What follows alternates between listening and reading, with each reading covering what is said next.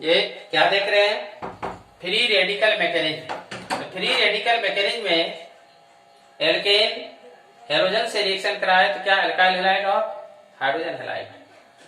यहाँ पर देखिए पहला मैकेनिज्म हेलोजन पर यूवी लाइट देते हैं, ये दो पार्ट में टूटा, X और X दोनों एक एक इलेक्ट्रॉन लेके बाहर गया। इसके प्रोडक्ट को हम लोग क्या कहते हैं? Free radicals. ये फ्री रेडिकल क्या फिर करता है? इस एल्केन से हाइड्रोजन को रिमूव करते हैं। ये हाइड्रोजन को रिमूव करते हैं, कारण हाइड्रोजन से अधिक पावरफुल कौन है? हेलोजन ग्रुप है, इस हाइड्रोजन को रिमूव करेगा। ऐसे रिएक्शन को हम लोग क्या बोलते हैं? Substitution reaction. क्या बोलते हैं? Substitution reaction, free radical substitution. ये हेलोजन H की जगह पर आ गया, यहाँ RX यानी एल्काइल हैलाइड बन गया, और ये H बाहर गया। ये H और X पुनः मिलकर क्या बना लिया? HX बना लिया। इसी को मैकेनिज्म कहा जाता है। क्या देखा? फ्री रेडिकल के द्वारा जो रिएक्शन होता है उसको फ्री रेडिकल मैकेनिज्म कहा जाता है। ये होमोलाइटिक फिजन का प्रक्रिया था। अब दूसरा देखेंगे हेट्रोलाइटिक फिजन। हेट्रोलाइटिक फिजन देखिए क्या है? हेट्रोलाइटिक फिजन या इसी को हेट्रोलाइसिस भी कहते हैं। हेट्रो मीन्स क्या होता है? डिफरेंट यानी अलग अलग, lysis means breaking. Hetero means क्या होता है? Different, lysis means breaking. ये कोवलेंट बॉन्ड इस प्रकार टूटेगा, कोवलेंट बॉन्ड इस प्रकार टूटेगा, एक पेयर ऑफ इलेक्ट्रॉन एक ही फ्रेगमेंट के पास रह जाएगा। क्या लिखेंगे? Covalent bond break in such a way that a pair of electron stay to the one fragment to form ions is known as heterolytic fission. Heterolytic fission को कैसे हम लोग डिफाइन करते हैं? देखिए यहाँ पर हेट्रोलाइटिक फिजन, इसको हेट्रोलाइसिस भी कहते हैं। हेट्रो मीन्स क्या होता है? डिफरेंट मतलब अलग अलग, लाइसिस मीन्स ब्रेकिंग, टूट कर अलग अलग हो जाता है। जैसे हम लोग पार्टनरशिप करते हैं, आवश्यकता पड़ी पार्टनरशिप में बिजनेस शुरू किए, और कुछ दिन के बाद दोनों में गड़बड़ियां या कुछ खामियां आने लगा, तो क्या करता है? दोनों शेयरिंग जो है इसी को छोड़कर चला जाता है। अब शेयरिंग छोड़ के चला जाता है, छोड़ने वाले पर प्लस चार्ज और लेने वाले पर माइनस चार्ज, तो बनाएगा क्या? आयन। वही घटना यहां भी घटती है, कोवलेंट बॉन्ड है, और ये क्या करता है? ये ए इलेक्ट्रॉन लूज करता है, बी गेन करता है, तो इस पर प्लस चार्ज, इस पर माइनस चार्ज। इसके प्रोडक्ट को हम लोग आयंस कहते हैं। क्या लिखे? A covalent bond break in such a way that a pair of electron stay to the one fragment to form ions. इसमें क्या होता है? इस प्रकार से टूटता है, पेयर ऑफ इलेक्ट्रॉन क्या होता है? एक ही फ्रेगमेंट के पास रह जाता है, उसको हेट्रोलाइटिक फिजन कहा जाता है, इसी को हेट्रोलाइसिस कहते हैं। तो यहाँ पर क्या देख रहे हैं? ए बी बॉन्ड है, इसका हेट्रोलाइसिस हुआ, किसी ने कोई न कोई कैटालिस्ट डाला जाएगा, ये टूटा, तो यहाँ पर क्या होगा? ए प्लस और बी माइनस, दोनों क्या बना? आयन। और क्या लिखे? The product of heterolytic fission is known as ions. आपने क्या देखा? Homolytic fission and heterolytic fission. अब देखिए इस हेट्रोलाइटिक फिजन के द्वारा जो रिएक्शन कंप्लीट होता है उसको कहा जाता है आयनिक मैकेनिज्म। क्या कहा जाता है? Ionic mechanism. देखिए यहाँ पर क्या लिख रहे हैं हम लोग? ऑर्गेनिक रिएक्शन जो the reaction completed by heterolytic fission is known as ionic mechanism. ये देखिए आयनिक मैकेनिज्म कैसे होता है? एल्काइल हैलाइड एक्वस QH के साथ रिएक्शन करता है, क्या बना लेता है? अल्कोहल और पोटासियम हैलाइड।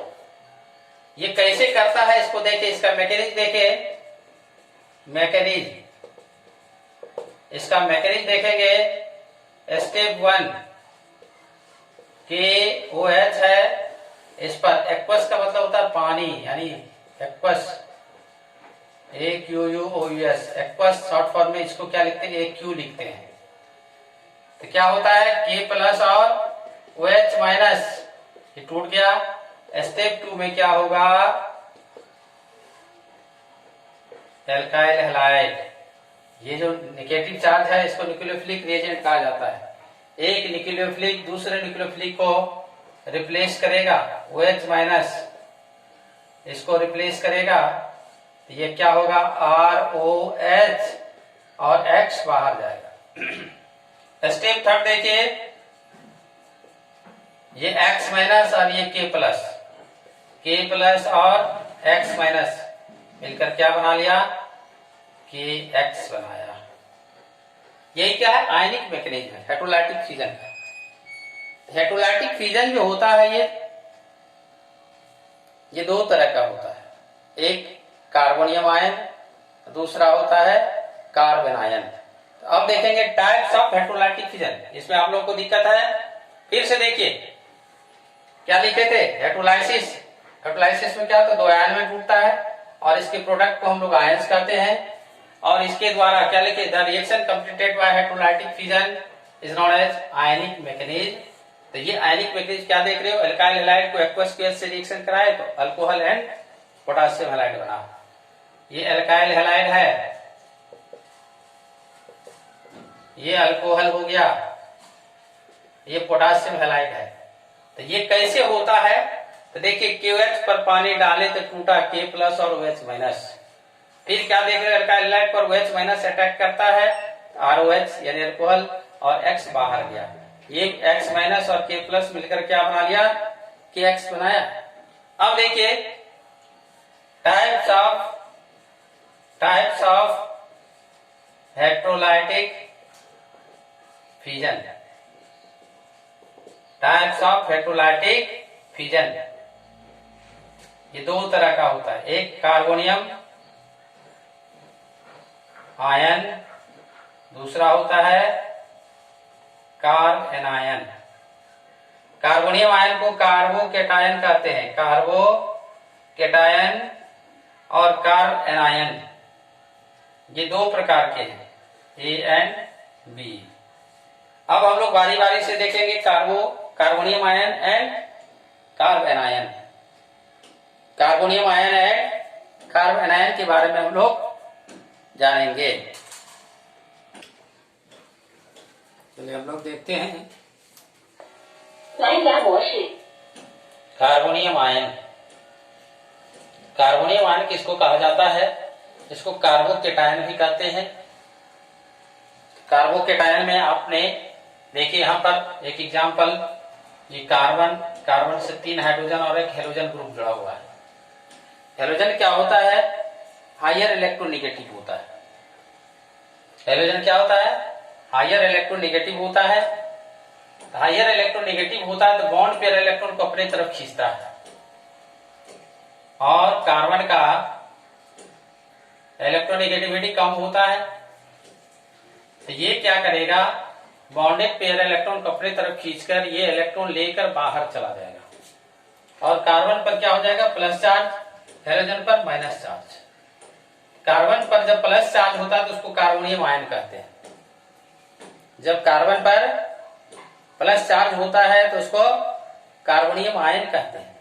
तो क्या लिखे हैं, when positive charge present to the carbon atom is known as carbonium ion.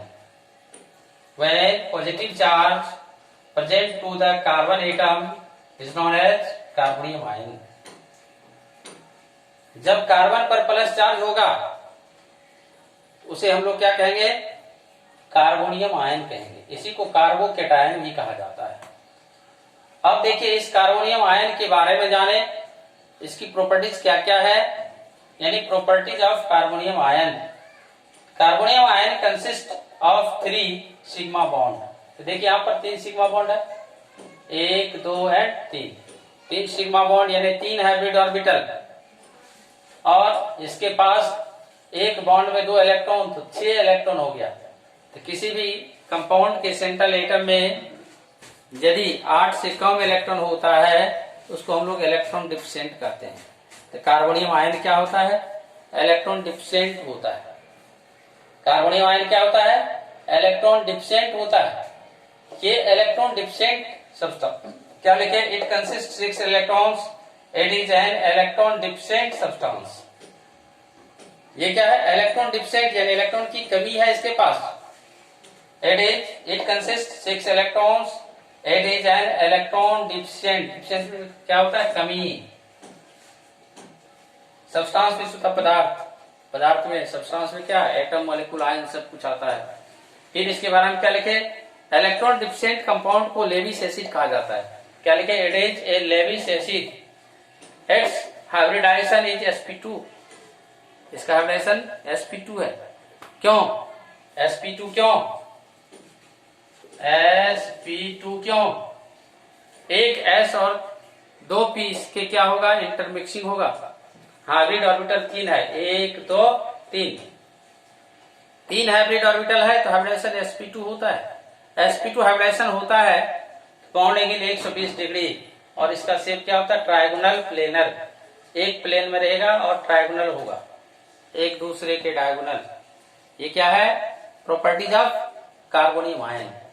Carbonium ion के बारे में क्या जाना, वैसे कार्बन जिस पर प्लस चार्ज होगा उसको कार्बोनियम आयन कहते हैं। कार्बोनियम आयन के बारे में क्या जाना, इसमें 3 सिग्मा बॉन्ड है, 6 इलेक्ट्रॉन है, और वैसे कंपाउंड जिसमें 6 इलेक्ट्रॉन होता है वो इलेक्ट्रॉन डिफिशिएंट कहलाता है। ये इलेक्ट्रॉन डिफिशिएंट है, जो इलेक्ट्रॉन डिफिशिएंट कंपाउंड होता है उसको लेविस एसिड कहते हैं, और इसका 3 सिग्मा बॉन्ड होने के कारण इसका हाइब्रिड ऑर्बिटल 3 है, हाइब्रिडाइजेशन sp2 है, इसका बॉन्ड एंगल 120 डिग्री है, इसका शेप क्या होगा, ट्रायगोनल प्लेनर। ये किसके बारे में जाना, कार्बोनियम आयन के बारे में जाना।